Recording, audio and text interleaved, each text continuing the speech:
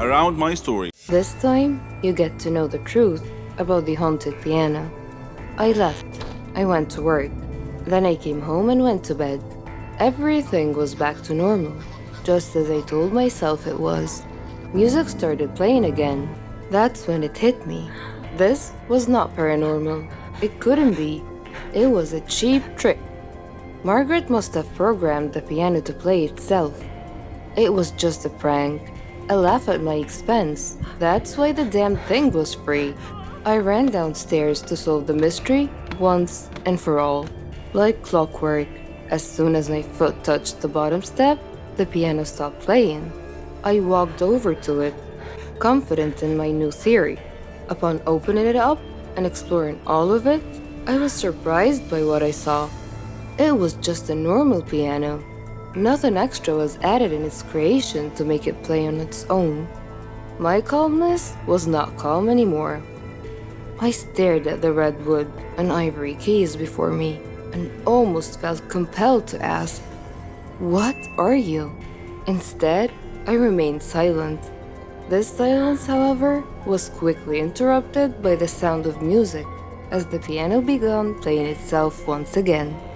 I wanted to run, but fear kept me still. I watched the horror unfold. The keys were being pressed down hard, controlled by an unseen force. A haunting peace filled the room as pictures fell from the walls. The house began to shake around me. My eyes darted back and forth in fear. But then I noticed something outside. Standing at my window was a shadowy figure. I ran outside to escape the madness. All the while the song went on. The house continued to shake behind me. The dark figure was nowhere to be seen. Margaret has not rigged the piano to play on its own, but I was not losing my marbles either. This was something entirely different, something out of this world. All at once, the music stopped playing, and the world around me with it. No wind, no cars, no animals, and no people. Nothing. It was the middle of the night at this point, but where were the crickets, the frogs, or even the trees? Where was life outside my home? A little exploration revealed that I was truly by myself. Every living creature in the world had disappeared. What the hell was going on? Why was this happening? I returned home, hoping for answers, but instead, I saw an unsettling sight. It was so dark, I almost didn't see it. Standing completely still next to the piano was the same silhouette from my window. My body was shaking with fear, but the figure did not react. It was frozen like the rest of the world. The shadow was wearing a dark cloak, one that covered its entire body. At its face was nothing but pure darkness. I studied the figure for a few more moments before a familiar sound filled the room. The piano song played, and in an instant, the world returned to life. I fell to the ground, but managed to escape, crawling out the front door and rushing over to my car. I got in and took off with no specific location in mind, happy to be anywhere that was not my own home. I started weighing my options. Destroying the piano came to mind, but the risk outweighed the reward. It could just as easily backfire, angering whatever spirit was hunting its keys. Seeking help wasn't really an option either. The only person who might believe me was Margaret. That was it. Margaret. Maybe she would know what to do. It was late, but I didn't care. I drove over to her place. The dark figure was there, standing at her door. Before I could turn in the opposite direction, it grabbed me by the arm with its bony fingers. Its strength kept me anchored in place, and then it disappeared. I had no choice but to return home. I hesitantly stepped past the piano and walked up to my bedroom, where I locked the door and fell into bed, mentally exhausted. I would not have even a moment of peace. as the song started up again the second my head hit the pillow. But I remained still, sick of the repetition. The banging on my bedroom door that followed, however, succeeded in freaking me out. I jumped out of bed and pushed my dresser to the door, and I hid under my sheet. The banging persisted, but I chose to instead focus on the song, allowing myself to properly listen to it for the first time. Surprisingly enough, it was beautiful. Dark, but beautiful. Its melody soothed me, relaxing me to the point that my eyes grew tired. I fell asleep and I had a dream. The dream world I found myself in was different. It was overwhelmingly vivid and real. Words like surreal and otherworldly just don't cut it. The awareness I had is also difficult to explain. I was completely aware of my surroundings in the sense that I could feel everything about them. I know that doesn't make much sense, but it's the only description I have to offer. The dream was in a forest. It was large, and at its center, a large red tree stood tall. Every fiber of my being knew where I was. This was the blood tree, the precursor to my piano. As I admired the beauty of the blood tree, a person stepped out from behind. He did not speak. He simply pointed at the tree.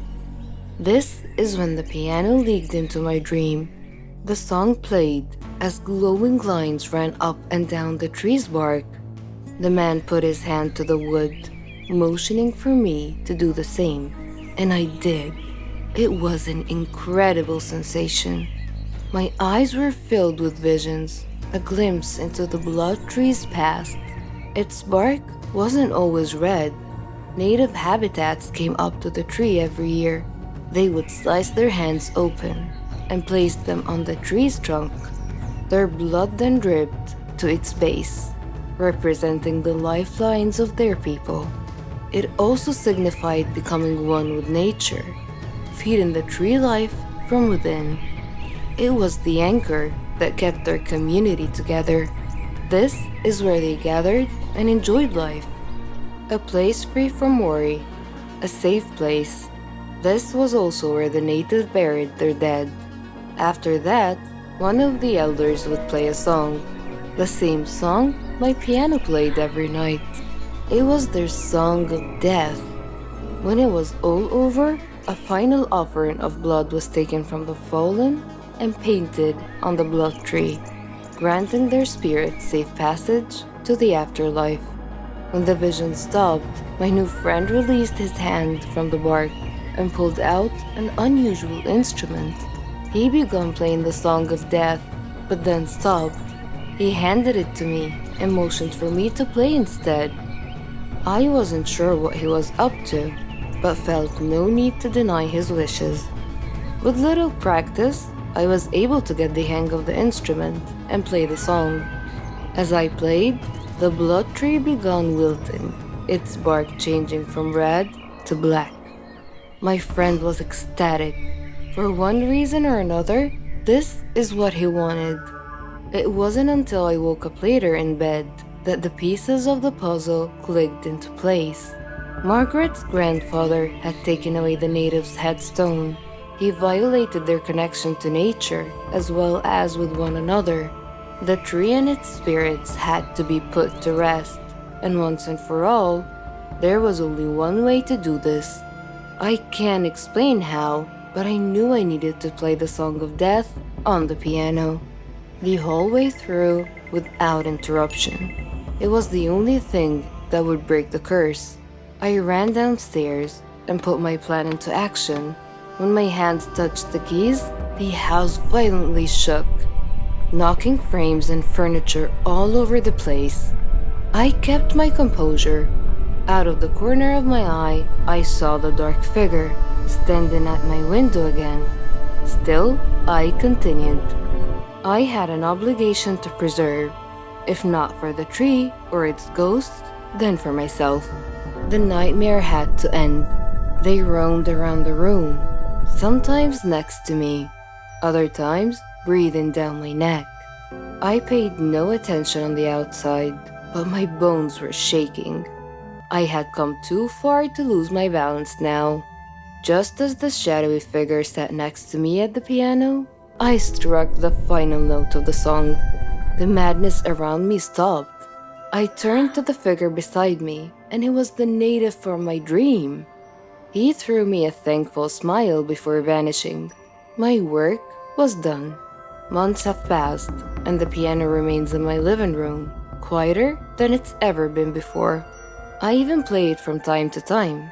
If there's one thing you can take away from my experience, it's to be mindful of the things that make sounds at night. Try your best not to be frightened, and please let this tale be a warning to you. Don't ever buy strange things from Craigslist. You'll thank me later. I am addicted to food. I suffer a lot. I need help. I've tried to give up, but I fail every time. Hamburgers.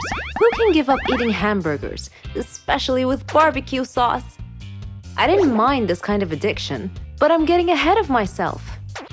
Let me begin by introducing myself. I am Patricia, 15 years old, living with my parents and my brother.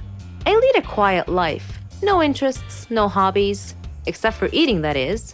Food is my faithful friend. It never leaves me. It is my partner, my soulmate. But having food as your soulmate has insidious side effects. A dark side, if you will. It denies me a healthy life, robs me of the energy to play, and causes me to sleep excessively. I would much rather stay at home with a bag of potato chips than go out and exercise. My soulmate ultimately betrayed me, though, last Thanksgiving at my granny's home. She lives in a state nearby. Granny was a clever doctor and an excellent cook at that. She could conjure up something really delicious.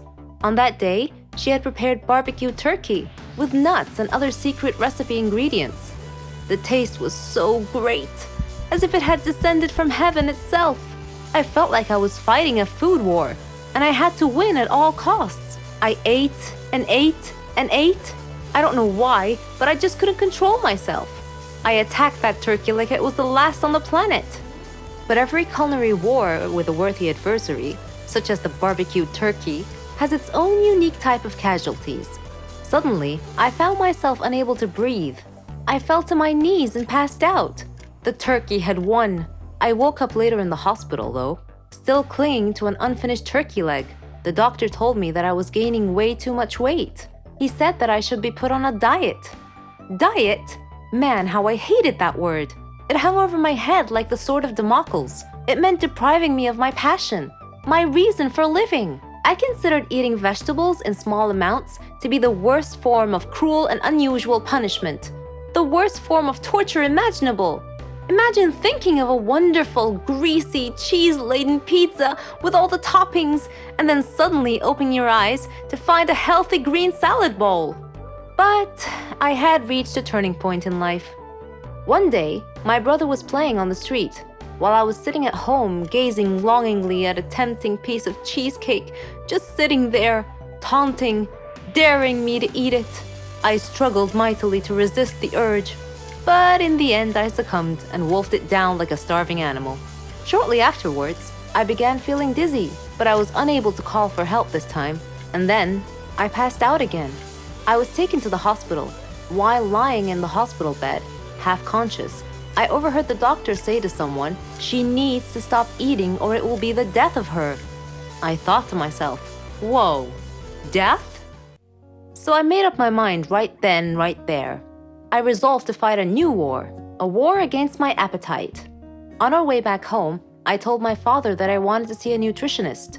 He was delighted to hear that. Later, at the clinic, the doctor welcomed us in. She told me how to overcome my eating fetish. She gave me a strict diet regimen with a schedule full of healthy meals. I kept telling myself that winning this war was possible. I simply had to be patient and persevere. I stuck to the strict diet and did some physical workouts. My parents supported me wholeheartedly. I was enthusiastic. I can totally do this.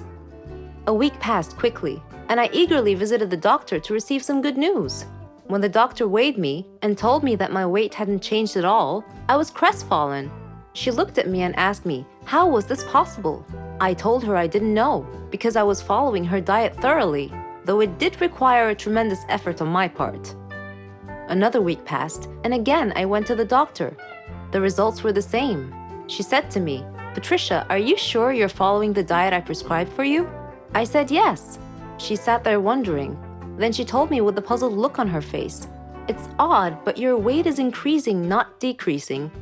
This unexpected piece of news mystified me. Another week passed. No change. The doctor was nonplussed. I returned home with a dejected look on my face. My father asked me what was wrong, and when I told him, he laughed. Do you believe that? My father actually laughed at my predicament. I was furious. He gestured an apology with his hand and then told me that it was my own fault. I was puzzled. What are you talking about? He told me that I had been sleepwalking to the refrigerator every night and eating everything in sight. I was taken aback. I couldn't believe it. Stop acting like he didn't know it, he said. You must have been awake. I replied, no, father, I'm not acting. I was truly unaware that I've been sleepwalking and eating in my sleep. But now that we've finally solved the mystery of the increasing weight, we returned to the doctor with this new information and told her the situation. She laughed and told me that my discipline had denied my body the food it craved, but my brain had refused to cooperate and had overridden my will by urging me to eat in a subconscious state. She told me not to worry, though, that she could treat that. Armed with this knowledge and her support, and the support of my family, I felt that I could finally win this war. My name is Keanu, and I'm 13 years old. I am a psychopath. I freely admit it in front of all of you. I attribute my sickness solely to my father, because any story about a cruel father pales in comparison to my father. He would abuse me physically, mentally, verbally, and emotionally in every given moment. He left no stone unturned in this regard. He would beat me into unconsciousness. He accused me of being the cause of my mother's death, who died during my childbirth. Whenever Dad had any problem at home, he would accuse me of being the cause of it. One time he even beat me at school when my teacher called him to school because I had beat up my classmate who had beaten me up first. I tried to explain to him, but he wouldn't listen, and he just beat me even more. One day, it was fun day at school, and everyone was supposed to invite their parents to visit the school for party and introduction activities. I chose not to invite my dad, so I was alone at the festivities. I felt envious of all my classmates for having loving parents to have fun with. My teacher noticed me alone, came over and offered to be my parent for the day.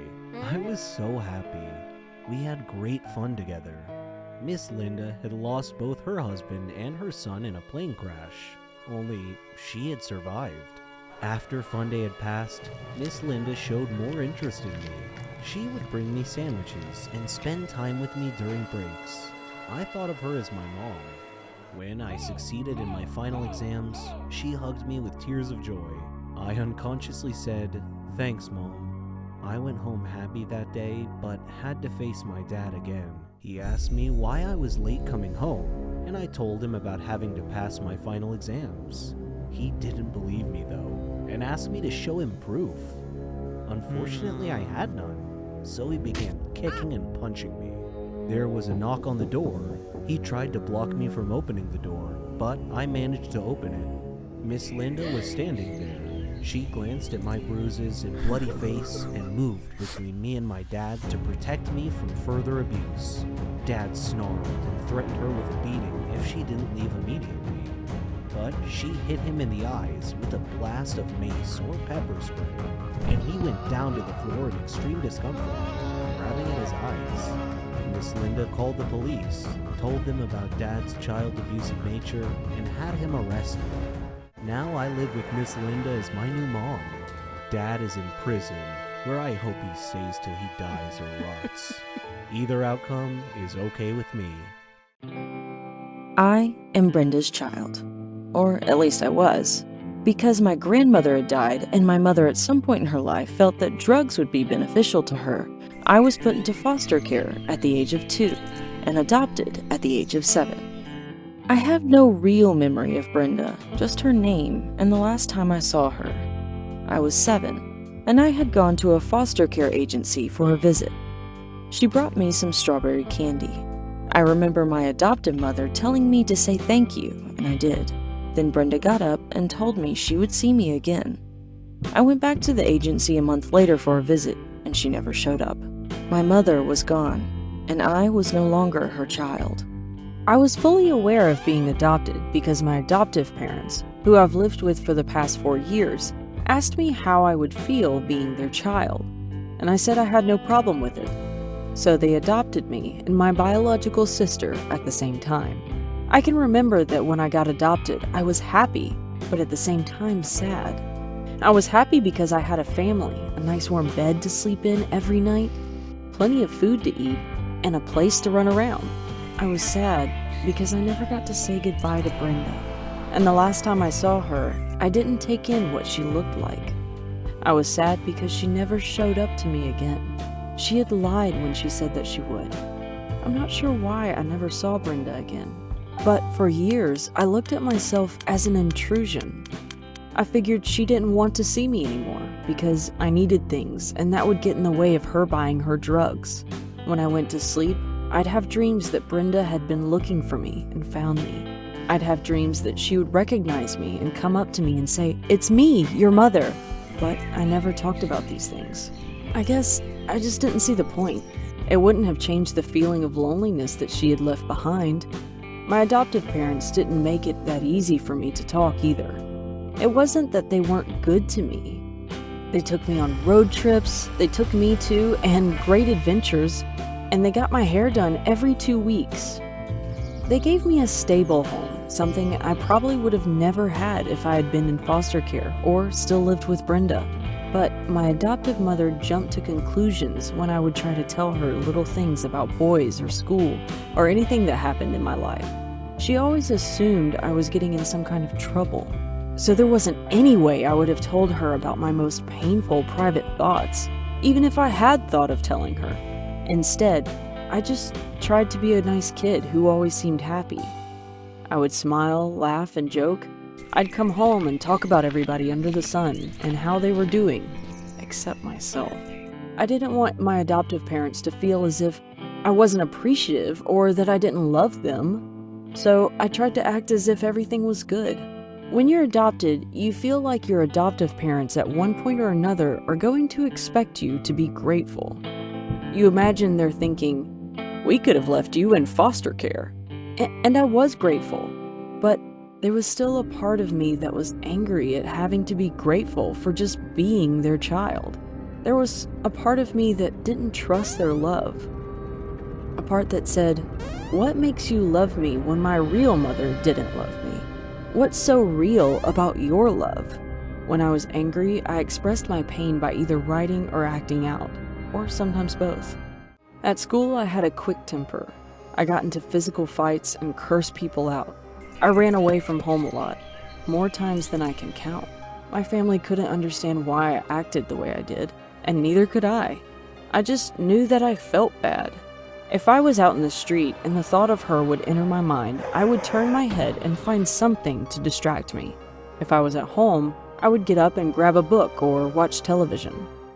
But even while I blocked her out, the hurt continued, and my behavior got worse and worse. I spoke whatever was on my mind and cared very little about how people were feeling. My most common response to anything anybody said to me was whatever. I was rude, rebellious, and the smallest things ticked me off. I had a non-caring attitude, and the worse I got, the more frustrated and angry my parents got. By the time I was 12 or 13, my mother and I weren't really getting along. She often beat me, and a couple of times she could have seriously hurt me. Whenever I got on my mother's nerves, she would tell me, "I don't care who you go and tell that I punished you. If they want you, they could have you because I am tired of you." Or she'd say, "I never had this problem with my sons. Why couldn't you be like them?" I felt like my mother didn't want me, even though she had adopted me. I felt that she wanted a replica of her children, who didn't act out so much and didn't get in trouble in school standards I could never live up to. It didn't help that much that my extended family never really accepted me. Every Christmas, they acted funny towards me. I found out later that some of them never wanted my adoptive parents to adopt me in the first place. When things got really bad with my mom, I went to one of my aunts for help, and she threatened to call the police on me for running away. She didn't like me, and the truth is, she didn't like my mom either, and she just didn't want to be involved.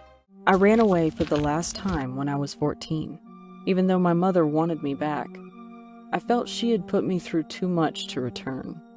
I rejected the only family I had had for the last 10 years, a family I had come to feel didn't want me, but just put up with me, even though my mother wanted me back. I felt she had put me through too much to return. I'm 19 now, and I've been on my own for the last 5 years. I've lived with a friend, I've lived on the streets, and I've lived in a foster care home. I've grown a lot, but I haven't really come to terms with my feelings about being given up or about being adopted. I have friends and other people who support me now, so to a large extent the feelings of loneliness have disappeared, but my anger has not. Instead of blocking it out, I talked to my boyfriend about it and tried to make sense of it all.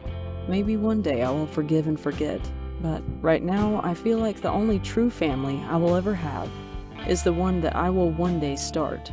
I do have some contact with my adoptive mother. Sometimes I talk to her when I call my sister, who still lives with them. My mother wrote me a letter apologizing for the past, and she has even asked if she could come to my college graduation. I'm thinking about it, but I'm not sure I can forgive her yet for all the things she said and did to me that really hurt.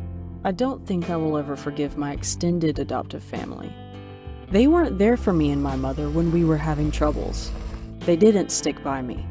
They made me feel like they never wanted me. To this day, I carry around with me this feeling of not belonging, and this feeling of wanting to belong. When I was younger, I was able to block the memory of Brenda out of my mind, but now it's not so easy. I look into the mirror and I want to know who I look like. If the children I intend to have one day ask, "Mommy, what was she like, your real mother?" I want to be able to answer that, or I'd like my kids to be able to ask her for themselves. It seems like the chance of finding her are as slim as the skin peeled off an apple, so I gave up on that. I realize I may never find her. I'll have to accept that. Still, I want to find her, and the thought of her comes into my mind often. I am angry at her. I am angry because she lied to me, and I am angry because she left me. But I still believe that even if I found out that Brenda was not alive or even in jail, it would bring a sense of closure. It would fill up that empty space in my heart. Do you guys think I should keep looking for her? Or is it too late? Hello, my name is Benjamin and I'm 17 years old. I am sitting in a court waiting to hear my sentence, my punishment. When you listen to my story, you may pity me. My story started 3 years ago when my parents died in a train crash. My father was a businessman, and my mother was just a housewife. The news of their death was a big shock to me because I couldn't imagine my life without them. I was forced to move in with my grandparents.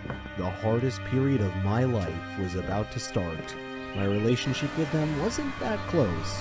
They lived in a city far away from my home, so I visited them in the past, only a few days every year.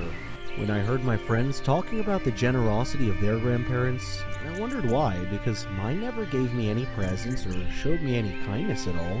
My grandparents lived austere lives, so living with them was hard for me. They were stingy and cheap. Despite living in a villa, we all ate plain meals that barely supplied me adequate nourishment. In addition, we only ate one meal a day. I was always hungry. My room was infested with insects. The furniture was worn and torn. They paid the servant a minimal wage, so her work was minimal as well. I would always sneak into the kitchen to steal anything I could find in the fridge to eat. When I asked my grandparents why they were living so minimally, they said it was because they were saving money for the future. When they eventually figured out that I was stealing food from the refrigerator, they locked it closed at night. Do you believe that? One day, when I entered the study to speak with Grandpa, his safe was open and I glimpsed gold bars, a hefty pile of cash, and a mound of jewelry. When he saw me enter, he slammed the safe closed and gave me a cold look. At midnight, I happened to go to the bathroom, and while returning to my bedroom, I overheard Grandpa say, "Eat fast before he wakes up." I looked through a slot in the door to see them eating delicious food. Grandma said, "I don't know why you insisted on letting him move in with us." He replied, "Well, I couldn't let people see me abandon an orphaned grandson." She said, "I wish I could wake up one day and find him gone." Her words were like a knife through my heart. I decided then and there that they deserved to die. I wished that they had died instead of my parents. I waited until they went to sleep. Then I entered their room, took the key from their bedside, went to the safe, and stole all their money, gold and jewelry, and put it in my backpack. Then I loosened a heating gas fitting in their bedroom, allowing it to leak into their room. Then I exited, closed the door, and sealed the bottom of the door with a towel. The next morning I took a bus to another town, intending to take the train to get even further away. In the meantime, the police discovered the death of my grandparents. They also discovered that there were security cameras around their villa that had recorded everything I did. As I sat there in the train station, I saw this news on a TV in the waiting area. They were showing my face from earlier news stories when my parents had died in the train crash. Everyone around me was looking at me. It seemed I was a dead ringer for the murder suspect. I was arrested, taken to court, tried, and found guilty on 2 counts of cold-blooded murder. So here I sit, waiting to hear my sentence. I am ready for any punishment. I feel no remorse. Given another chance, I would do it again. Hi, my name is Jennifer, and you might recognize me as a former famous child star. You might be wondering what happened to my life. Well, I worked as a singer at a local bar in our town. You might be wondering why I never pursued my career. Okay, let's just say they stopped giving me projects when I reached the age of 11. Because the producers said I'm not that pretty to be a teen star. So when I stopped being cute, I became unemployed, which is not bad. I finished my studies and got a really good job. Also, I have an amazing boyfriend. He's a lawyer and he comes from a very prominent family. But I have this habit of ruining everything that is good for me. I don't know if my boyfriend is still gonna talk to me. You're probably wondering why. Because I just ruined the engagement party of his brother. I was extremely at fault for this. It all happened because of my insecurities. This was deeply rooted when the film outfits started rejecting me when I was really young. Plus, I have 2 sisters who look exactly like my beautiful mother. I, on the other hand, look like my father. I also inherited his lack of height. Don't get me wrong, I'm not ugly. I'm just not that pretty. And my sisters always make fun of me. But I'm extremely talented. When I sing, I get a lot of tips from people. My employer always gives me extra cash because a lot of my fans go to his bar on a regular basis just to watch my gigs. This is where I actually met my boyfriend Sam. Anyway, before I proceed, kindly make sure you hit the subscribe button. Who knows, you might just win a free ticket to one of my concerts someday. I will start telling you this story by how Sam and I met. One night, I was at the bar and singing at the top of my lungs. Then after the performance, all of the customers applauded and requested more.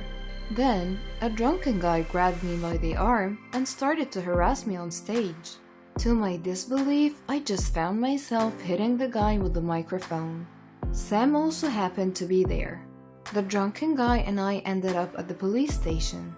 The drunken guy sued me. Turns out he's the son of a very powerful politician. But Sam represented my case and they dropped the charges. That was mainly because there were a lot of witnesses and they testified that I was attacked first. Since then, we became really good friends, and eventually, our friendship blossomed into a beautiful romantic relationship. Sam is a super great guy. He didn't give me any reasons to get jealous from any other woman. But also, I realized that I don't know anything about his past. I never really got a glimpse of his world because whenever he asked me to meet his friends or his family, I chicken out. I always take work as an excuse. I always say, I have a gig, brain check, and that's my usual response. Then one time he told me that his mother just came back from a super long trip and that she's interested to meet me. Well, we've been dating for almost a year, and I ran out of reasons to dodge the situation. So I said, yes, let's do it. Before the weekend, I went to the mall to buy a new dress for the meetup. I was able to buy a nice long black dress and I bought some accessories as well. I really wanted to wow Sam's mother so she would like me for her son. I cannot bear the thought of losing him. When I was done shopping, I went to the burger shop and bought one for a takeout.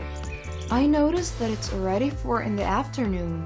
I didn't notice that I skipped lunch because I was really busy picking out my outfit. While walking, I decided to eat the burger and the mustard spilled on my shirt. I look like a careless kid and he smelled like pickles now. In my head, I was thinking that's okay because I was about to go home. Then a familiar voice called out my name. Jennifer! That was Sam. When I turned around, I saw that he was with his mom. I quickly ran to the elevator as if I didn't see him. What am I gonna do? I don't want his mom to see me like this. I want her to see me at my best. But then the elevator was too slow. And eventually they caught me. Mother, this is Jennifer, my girlfriend, said Sam. Hi, good afternoon. I responded while shaking. I lifted the paper bag so it would cover my stained shirt. Nice to meet you. Well, his mother is nice, but still, I don't want her to judge me. I look and I smell like crap. This is not an ideal way of meeting your boyfriend's mother for the first time ever. I got so pissed. I'm looking forward to lunch tomorrow. Do you have any dish that you would like to eat? His mother asked. Anything will do, I responded with a forced smile. I know his mom is sensing the awkwardness between us, so I bid them goodbye and hurriedly entered the elevator again. On my way home, I kept playing the mall scenario in my head and I cringed every time. At home, I told my sisters what happened because I was craving some support and I would like to feel better. And even though they're very mean to me most of the time, they're still my sisters, and deep inside, I know they love me. What? His mother saw you like that? My eldest sister said with the slightest insult in her tone. If I were her, I would ask my son to stay away from you, my other sister said. I walked out, went to my room, locked it, and called my best friend Maria instead. She said some comforting words that made me feel better. Maybe you're just overthinking and it's not gonna help you, she said. Well, she was right.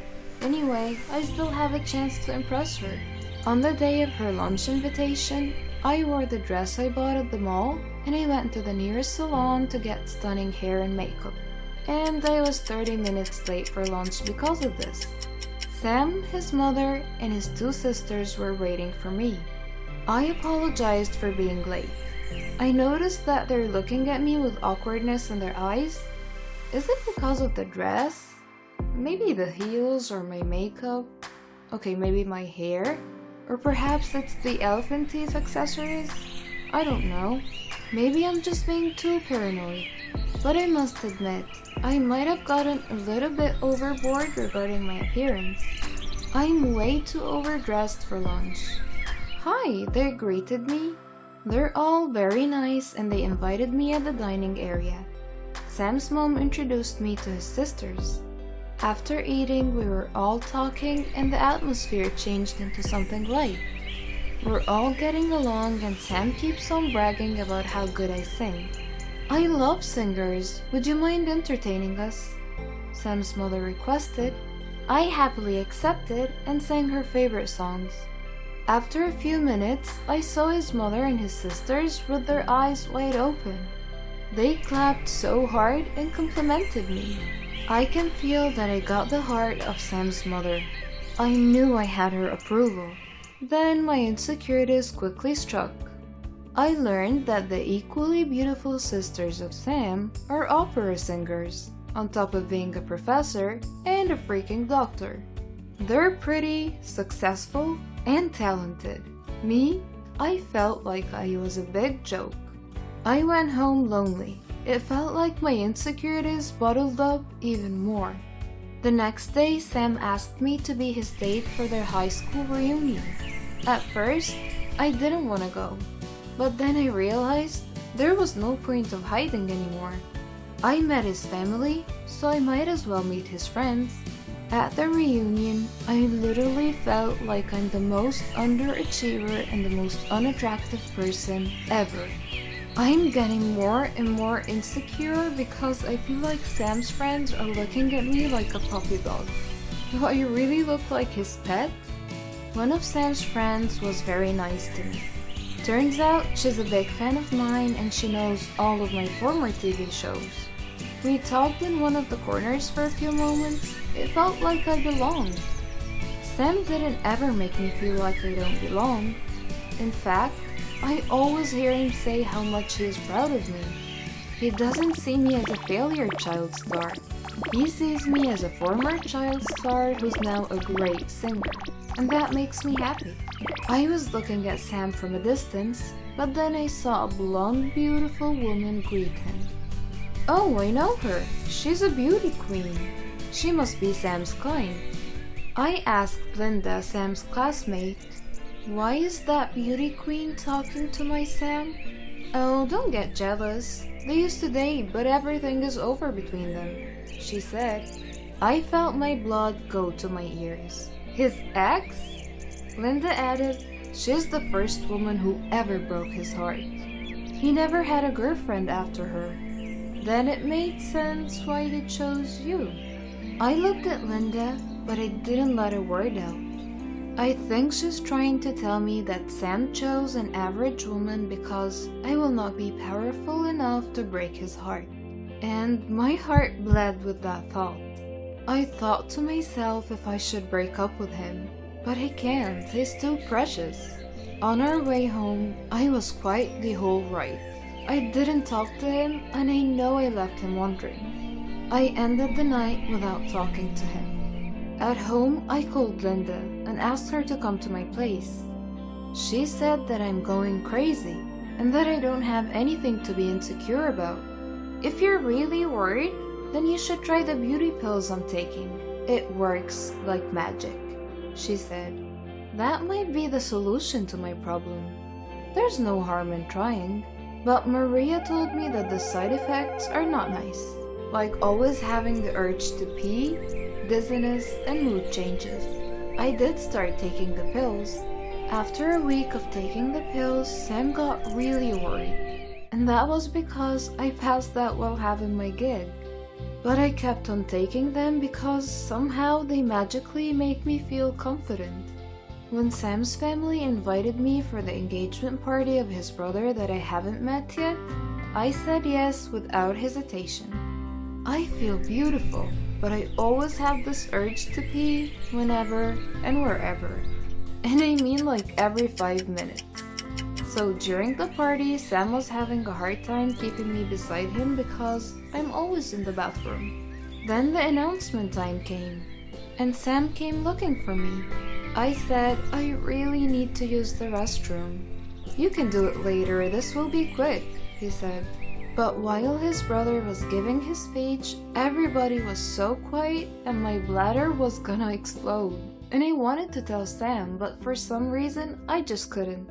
So I started running towards the bathroom, but I got really dizzy and I lost balance. Then I pushed the ice sculpture to the waiter serving near the pool, and like a butterfly effect, the waiter pushed the bride and she fell in the pool as well. I ran to them and apologized, but of course all eyes were on us. And to my horror, I was not able to hold my pee anymore. Everyone saw me wet my dress. I was so embarrassed. I quickly ran away from the party because I don't want to talk to anyone, not even Sam. I'm not sure if Sam came looking for me or not, but I roamed around their village while calling Maria so she could come and rescue me. I'm on my way, she said. And guess what? I felt the urge to pee again. And so I looked for a dark spot, then I peed beside a huge tree. Then I heard a police siren. They aimed a flashlight at me while I was peeing. I quickly put my underwear back on and ran as fast as I could, but then I got dizzy and passed out. Then the police brought me into the hospital, and when I woke up, I saw Sam beside me. His sister was the one attending to me. They got so worried about me and they decided to follow me. Sam talked to the police and explained everything. When everything was okay, Sam and I had a talk. I told Sam that I'm taking some kind of beauty pills because I get so insecure, especially that he has a beauty queen ex. Also, I'm afraid he might leave me once he realizes that his family and friends disapprove of me. They do not disapprove of you. You put this all to yourself without a reason, he said. He said his family and friends love and adore me as much as he does. They're happy for him because he found someone who makes him super happy. Then my heart melted when he said how much he loves me. I love you, and that's why I'm letting you go, he said. What? Are you breaking up with me? My eyes were full of tears. He said he needed to stay away from me, and that's because he makes me feel insecure to the point of ruining my own health. I only thought I was doing what would please him. I am going to give you space until you realize how much I love you for who you are, he said. It sounded confusing, but I knew what he meant by that. I never should have allowed my insecurities to eat me up alive in the first place. When I got better after the incident, I stopped taking the pills. And whenever my sisters made fun of me, I started to tell them off. They stopped teasing me ever since. I also learned that I had a lot of fans, and that encouraged me to dream bigger and apply as a recording star. Maria's boyfriend hooked me up with a producer, and I worked hard to become a recording star. Today, I'm famous again, and I have forgiven myself for all the foolishness that happened to me before. And I never forgot about the local bar that trusted me for so many years. I'm now a co-owner, and I still sing in that bar every weekend, and it's still jam-packed. Sam's mother always drops by to ask how I am and how much they miss me. I know deep inside they want me to get back together with Sam, but he's right. The breakup made me realize a lot of things. Then, a year later, I had a beautiful relationship with an average man like myself. And no matter how insecure he gets, I make him feel loved. I always help him realize that he's so much more than what he thinks of himself. But sadly, things didn't work out between us. Just like me before, I guess I'm too much for him. At my launching party, I was so glad to see Sam at the audience. We decided to have coffee, and we were catching up till midnight. I'm happy for what you've achieved. I hope you've forgiven me for breaking up with you. It's for the best. If we stayed together, then I would not see the bigger picture, I replied. We both admitted to each other that the feelings never changed. Then I told him that I had a boyfriend, but things didn't work out. Before we parted ways, he invited me to a singing contest organized by his sisters. He said it would be an honor if they would be able to get me as a judge. I smiled and said, yes, I would be happy to do that. A year later, Sam's mother died of a terminal disease, and I made sure that I was there for him and his family. Before she passed away, she asked me to look into my heart and see if I can take Sam back into my life. She said that he never stopped loving me and that she would be happy if we got back together. Sam and I took our precious time to build our relationship again. Not just as his mother's dying wish, but also because it was really what we wanted, and since then, I never left his side. Right now, we're married. And we have 2 kids that are cute, talented, and smart. Our son is deaf, but we never failed to make him feel loved. And even if he would grow up not hearing the voices of the people who love him so much, we will make sure that his heart would feel our love for him and will never make him feel insecure. But guess what? He's popular on social media because he can sing like his mother, and he's got no hesitations in joining talent searches. Who knew life was so full of beautiful surprises?